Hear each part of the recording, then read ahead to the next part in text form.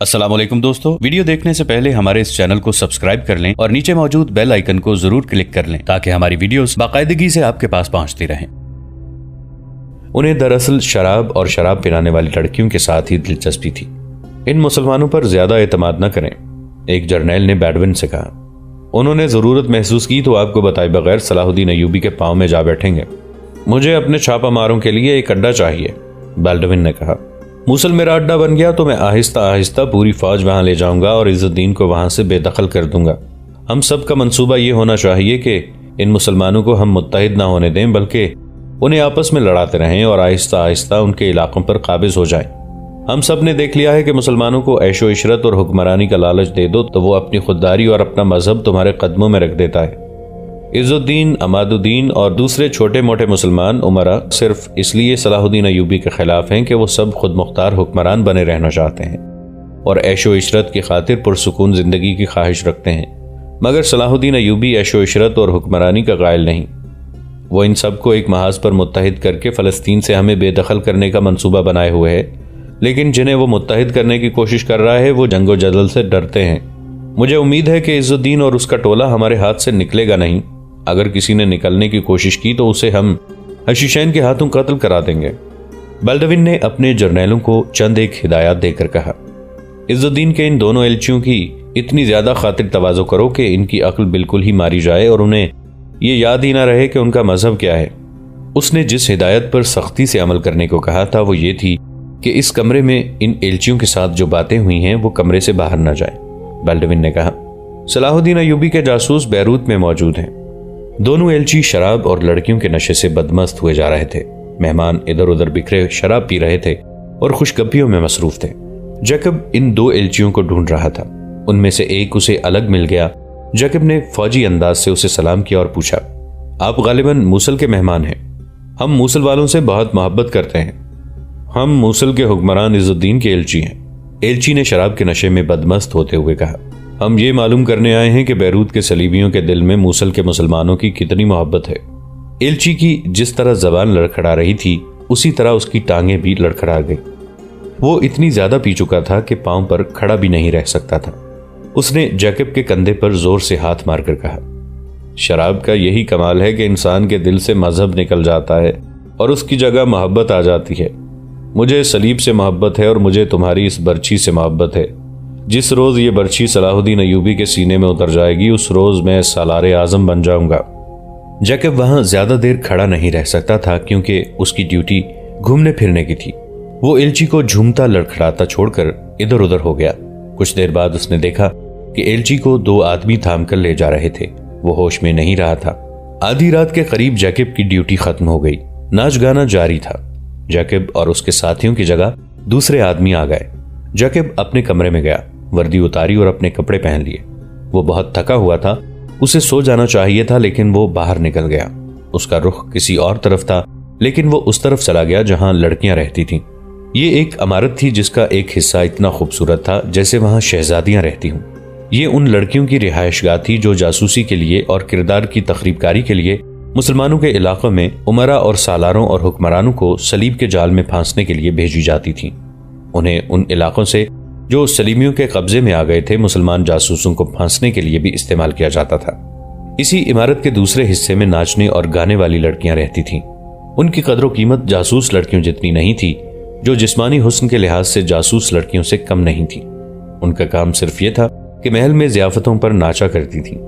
बाहर के मेहमान आए तो नाच गाना जरूर होता था। उस रात मूसल के मुसलमान एलचियों के एजाज में जो ज़ियाफत दी गई थी उसमें नाच गाने का एहतमाम किया गया था। उसमें सारा नहीं थी। सारा बहुत खूबसूरत लड़की थी।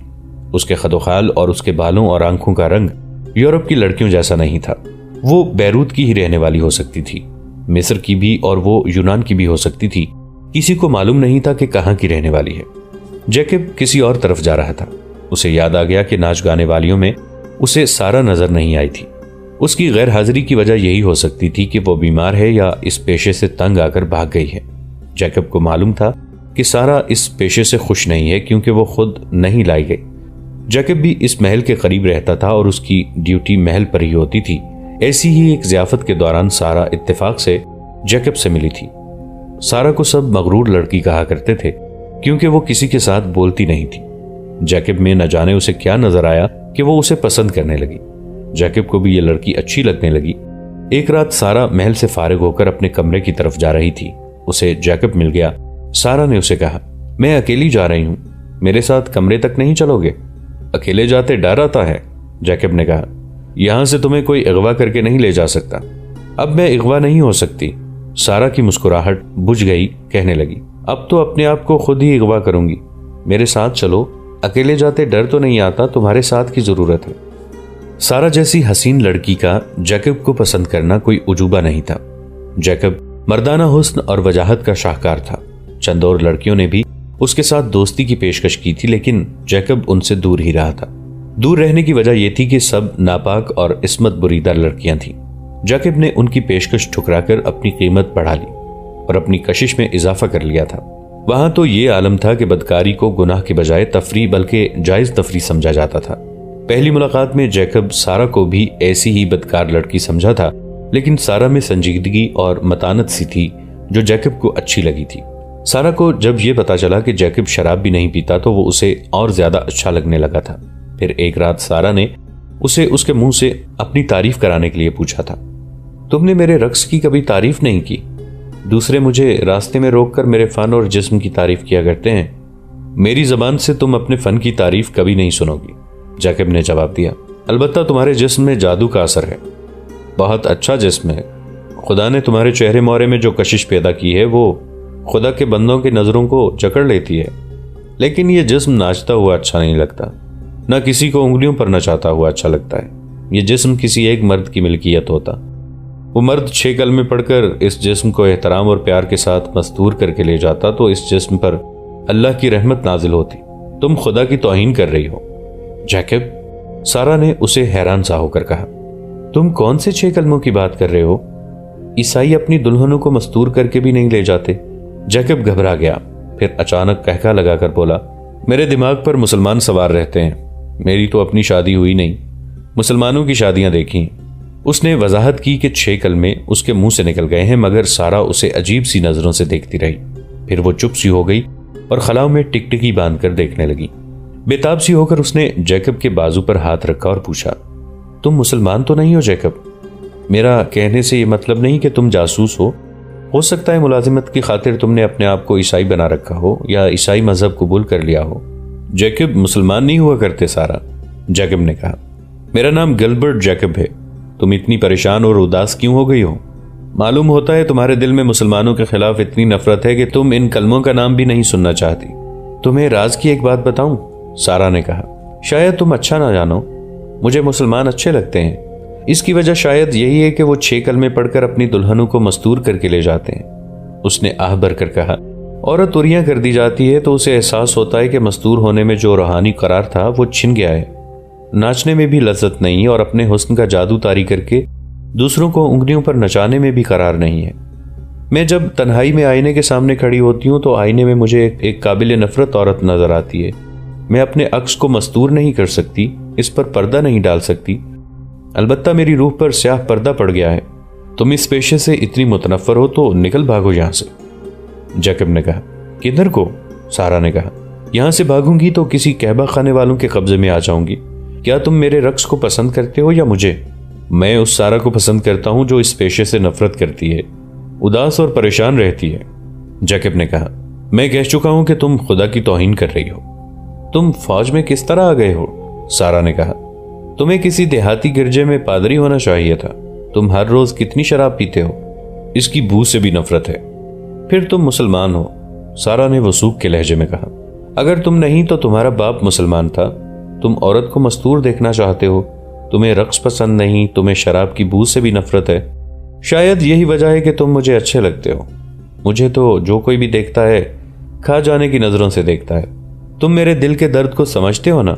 समझता हूं सारा, जैकब ने कहा, यह दर्द मेरे दिल ने महसूस किया था। फिर वो कई बार मिले। सारा जैकब के साथ दिल की बातें किया करती थी। उसने जैकब से कई बार कहा था कि तुम्हारी चाल ढाल और तुम्हारे ख्यालात मुसलमानों जैसे हैं। जैकब ने कई बार उससे पूछा था कि वो मुसलमानों को इतना ज्यादा पसंद क्यों करती है। सारा ने कभी कोई ठोस जवाब नहीं दिया था। अलबत्ता दोनों ने यह जरूर महसूस किया था कि वो एक दूसरे के दिल में उतर गए हैं। ज़ियाफत की रात जब जैकब अपने ड्यूटी से फारिग होकर किसी और तरफ जा रहा था, वो सारा की रिहाइश की तरफ चल पड़ा। ज़ियाफत में सारा की गैर हाजिरी की वजह बीमारी ही हो सकती थी। इस इमारत में किसी को जाने की इजाजत नहीं थी। जैकब ने वहां जाने का खतरा इसलिए मोल ले लिया था कि तमाम लड़कियां ज़ियाफत में गई हुई थीं और वहां मुलाजिम औरतें भी नहीं थीं। जैकब अंधेरी तरफ से गया। वो सारा का कमरा जानता था। वो दबे पांव कमरे के दरवाजे तक पहुंचा।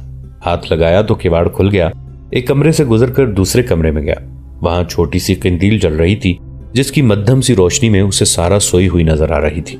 उसे यह लड़की दूध पीते बच्चे की तरह मासूम लगी। उसका हाथ अपने ही बिखरे हुए बालों में उलझा हुआ था। खिड़की खुली थी। बहरे रूम की ठंडी हवा के तेज झोंकों से सारा के बिखरे बाल आहिस्ता आहिस्ता हिल रहे थे। वो गहरी नींद सोई हुई थी। जैकब ने हाथ उसकी पेशानी पर रखा। पेशानी इतनी ही गर्म थी जितनी उस उम्र की सोई हुई लड़की की गर्म होनी चाहिए थी। जैकब को यह इत्मीनान हो गया कि सारा को बुखार नहीं। तुम नखलिस्तान का फूल हो जो बादशाहों की ख्वाबगाह में आकर मुरझा जाता है, जैकब ने दिल ही दिल में सारा से कहा। तुम सुबह का सितारा हो जो सूरज की चमक से बुझ जाता है और रात को फिर चमक उठता है। तुम्हारी जिंदगी रातों के अंधेरे में बीत रही है। तुम्हारी किस्मत अंधेरे में लिखी गई है। तुम मुझे क्यों अच्छी लगती हो? मुझसे बार बार पूछती हो कि मैंने 6 कलमों का जिक्र क्यों किया था। तुम किसी मुसलमान माँ की कोख की पैदावार तो नहीं। तुम्हारी रगों में किसी मुसलमान बाप का खून तो नहीं। इस राज से पर्दा कौन उठाएगा? मैं तुम्हारे लिए राज हूं, तुम मेरे लिए राज हो। जैकब को याद आ गया कि सलीबी फौजी मुसलमानों के काफिलों को लूटते रहे हैं। उनकी बच्चियों को उठा ले जाते हैं और उन्हें अपने रंग में रंग जाने को जासूसी और बेहयाई और रक्स की तरबियत देते हैं। सारा भी शायद उन्हीं बदनसीब लड़कियों में से होगी, वरना ये कौम एहसासात और जज्बात के लिहाज से मुर्दा और बेहयाई में पूरी तरह जिंदा होती है। जैकब भूल गया कि वो कहाँ खड़ा है। किसी मर्द को इन कमरों में आने की इजाजत नहीं थी। सारा उसके दिल में ऐसी उतरी थी कि वो खतरों से बेनियाज हो गया था। उससे रहा न गया। उसने कंदील बुझा दी और उसके साथ ही सारा की आंख खुल गई। जैकब को उसकी घबराई हुई आवाज सुनाई दी। कौन हो? जैकब, इस वक्त यहां क्यों आए हो? सारा ने ऐसे लहजे में कहा जिसमें मोहब्बत भी थी, हमदर्दी भी। किसी ने देख लिया तो तुम सीधे कैद खाने में जाओगे। मुझे बाहर बुला लिया होता। ये परेशानी मुझे उस खतरे में ले आई है कि तुम बीमार हो। जैकब ने अंधेरे में उसके पलंग पर बैठते हुए कहा। रोशनी इसलिए गुल कर दी है कि कोई देख न ले। मैं किसी और नियत से नहीं आया सारा। मालूम नहीं क्या कशिश है जो मुझे यहां ले आई है। तुम्हें बुखार तो नहीं? मेरी रूह अलील है, सारा ने कहा। मैं तो जब भी महफिलों और ज़ियाफतों में नाचती हूँ मेरा दिल साथ नहीं होता। मेरा जिस्म नाचता है और रूह मर जाती है।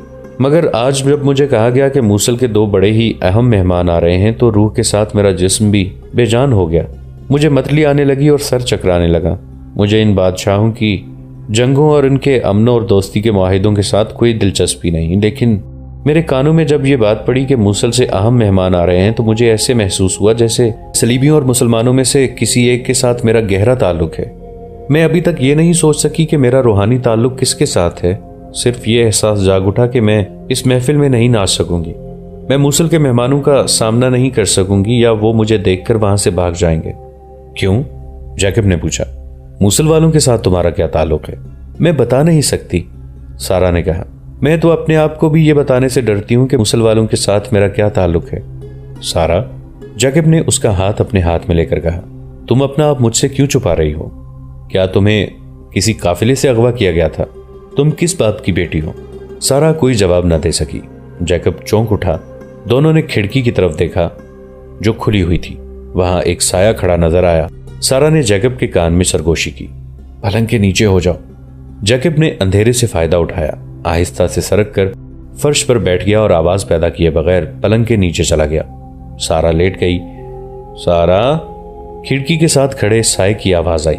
ये एक बूढ़ी औरत की आवाज थी जो बाज रातें नाचने गाने वालियों को देखा करती थी कि कोई लड़की गैर हाजिर तो नहीं। उसकी आवाज पर सारा ना बोली। औरत ने उसे एक और आवाज दी। सारा फिर भी ना बोली। औरत ने तहकुमाना लहजे में कहा, सारा, तुम सोई हुई नहीं हो? मुझे जवाब दो, कंदील क्यों बुझी हुई है? सारा ने मुंह से ऐसे आवाज निकाली जैसे हड़बड़ा कर जाग उठी हो। घबराहट की अदाकारी करते हुए बोली, कौन हो? क्या हो गया है? मैं उधर से आकर बताती हूँ। औरत का साया खिड़की से हट गया। वो दरवाजे की तरफ से आना चाहती थी। सारा ने झुककर जैकब से कहा, वो दूसरी तरफ से आ रही है, बाहर आओ और खिड़की से कूद जाओ। नहीं सारा, जैकब ने पलंग के नीचे से निकलकर कहा। मैं इसे जानता हूं, आने दो इसे। मैं इसकी मुट्ठी गर्म कर दूंगा तो खामोशी से चली जाएगी। ये खबीस औरत है, सारा ने कहा। यह दरपर्दा लड़कियों की दलाली करती है। तुम फौरन निकलो यहां से, वरना मेरा झूठ मुझे मरवा देगा। मैं इसे संभाल लूंगी। वो औरत अभी दरवाजे तक आई ही थी कि जैकब खिड़की से बाहर कूद गया। सारा ने किंदील जला दी। औरत अंदर आई। जिस्म के लिहाज से वो औरत कम और मर्द ज्यादा थी। वो सारा पर बरस पड़ी। सारा ने उसे यकीन दिलाने की कोशिश की कि इस कमरे में और कोई नहीं था और वो शायद ख्वाब में बोल रही होगी। औरत ने उसे कहा कि ख्वाब में औरत की आवाज मर्द जैसी भारी नहीं हो जाया करती। ये क्या है? औरत ने झुककर पलंग के करीब फर्श पर गिरा हुआ एक रुमाल उठाया। ये गज भर लंबा और इतना ही चौड़ा कपड़ा था जो मर्द गर्मी से बचने के लिए सर पर डाल लिया करते थे। ये किसका है? ये उसका है जो तुम्हारे पास यहां बैठा था। वो कौन था? तुमने उससे कितनी रकम ली है? मैं इस्मत फरोश नहीं, सारा ने गुस्से से कहा। मैं रक्कासा हूं। तुम जानती हो मैं किसी मर्द को मुंह नहीं लगाती। सुनो सारा, औरत उसके पास चली गई और उसके कंधे पर हाथ रखकर शफकत से बोली, ये तो मैं भी जानती हूं कि तुम रक्कासा हो, मगर तुम ये नहीं जानती कि रक्कासा फौज की जर्नैल या शहर की हाकिम नहीं हुआ करती। मैं इतनी सी बात करूंगी कि तुम्हारे पास रात को एक आदमी आया था। वो तुम्हें बैरूत के किसी इंतहाई घटिया कैबाखाने में बेच डालेंगे या तुम्हें कैद में डाल देंगे। इस नशे में बात न करो कि तुम शाही रक्कासा हो। यहां तुम्हारा कोई मकाम नहीं। तुम मतलब की बात करो, सारा ने कहा। तुम मुझ पर जो मेहरबानी करना चाहती हो उसका मुआवजा क्या लोगी? मैं अभी अदा कर देती हूँ। मैं तुमसे कुछ भी नहीं लूंगी, औरत ने कहा। मैं किसी और से मुआवजा वसूल करूंगी। तुम्हारी हां की जरूरत है। सारा उसका मतलब समझ गई। बाहर से शाही मेहमान आते ही रहते थे। उनमें ईसाई भी होते थे, मुसलमान भी। शाही हैसियत के मेहमानों की खातिर तवाज़ो के लिए लड़कियां मौजूद रहती थीं, लेकिन उनके साथ जो अमला आता था उन्हें इस किस्म की अयाशी मुहैया नहीं की जाती थी। ये औरत उन लोगों से मिलकर उनके पास लड़कियां भेजा करती और मुंह मांगा मुआवजा वसूल करती थी। ये उसका खुफिया कारोबार था। बाज शाही मेहमान ऐसे होते थे जो सरकारी तौर पर दी हुई लड़की से मुतमईन नहीं होते थे। ये औरत दरपर्दा महल के एक दो मुलाजिमों के जरिए उसकी यह जरूरत पूरी करती और इनाम लेती थी। सारा उसके हाथ कभी नहीं आई थी, मगर अब यह लड़की उसके जाल में आ गई। वो अगर बताती कि उसके पास जैकब आया था और उसके साथ उसका ताल्लुक पाक है तो ये औरत कभी यकीन न करती, और दूसरा जुल्म यह होता कि जैकब को कैद में डालकर बड़ी ही जालिमाना अजियतें दे देकर मार दिया जाता। सारा, औरत ने कहा, अगर अपने होलनाक अंजाम से बचना चाहती हो तो मेरी बात मान लो।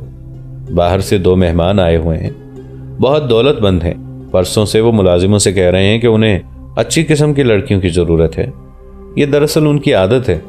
अपने यहाँ हरमों में 20-20, 30-30 लड़कियां जमा किए रखते हैं। यहाँ भी चाहते हैं कि उनके कमरों में लड़कियों की चहल पहल लगी रहे। कल तुम इनमें से एक के पास चली जाना। कौन है वो? सारा ने पूछा। अगर मुसलमान है तो मैं उनके पास नहीं जाऊंगी। तो कैद खाने में जाओ, औरत ने कहा। होश में आओ, अपने आप को देखो तुम क्या हो। अपने पेशे को देखो, शरीफ बनने की कोशिश ना करो। वो दिल खोलकर इनाम देंगे जिसमें तुम्हारा हिस्सा भी होगा। और पकड़े गए तो? मैं पकड़ने वालों का मुंह बंद रखा करती हूँ, औरत ने कहा। कल रात तैयार रहना। अब तुमसे बिल्कुल नहीं पूछूंगी कि अभी अभी तुम्हारे पास कौन आया था। औरत चली गई। सारा के आंसू बहने लगे। जैकब भागने वाला आदमी नहीं था, लेकिन वो इस डर से निकल गया कि सारा की मुसीबत आ जाएगी। उसे उम्मीद थी कि सारा इस गलीज दुनिया की लड़की है और वो इस औरत को संभाल लेगी। वो शहर की तरफ चला जा रहा था। उसके जहन पर सारा छाई हुई थी। सारा से उसे दिली मोहब्बत हो गई थी और वो सारा उसके लिए मौम्मा भी बन गई। उसे रह रह कर यही ख्याल आ रहा था कि सारा किसी मुसलमान बाप की बेटी है। वो चलते चलते शहर की तंगो तारीक गलियों में दाखिल हो गया। गलियों के मोड़ मुड़ता एक मकान के सामने रुका और दरवाजे पर दस्तक दी। कुछ देर बाद दरवाजा खुला। कौन? हसन, जैकब ने जवाब दिया। इतनी रात गए? दरवाजा खोलने वाले ने पूछा। फौरन अंदर आ जाओ। किसी ने देखा तो नहीं? नहीं, जैकब ने जवाब दिया। काफिरों की ज़ियाफत से अभी फारिग हुआ हूं, एक जरूरी इत्तला लाया हूं। वो अंदर चला गया। दरवाजा बंद हो गया। अब वो जैकब नहीं बल्कि हसन अल इदरीस था। दोस्तों, आज के लिए इतना ही। इसी कहानी की अगली किस्त के साथ बहुत जल्द हाजिर होंगे। नीचे कमेंट सेक्शन में अपनी राय का इजहार जरूर कीजिएगा। हमारे इस चैनल को सब्सक्राइब करके नीचे मौजूद बेल आइकन को भी जरूर क्लिक कीजिएगा। अगली मुलाकात तक के लिए हमारा और आपका अल्लाह निगहबान।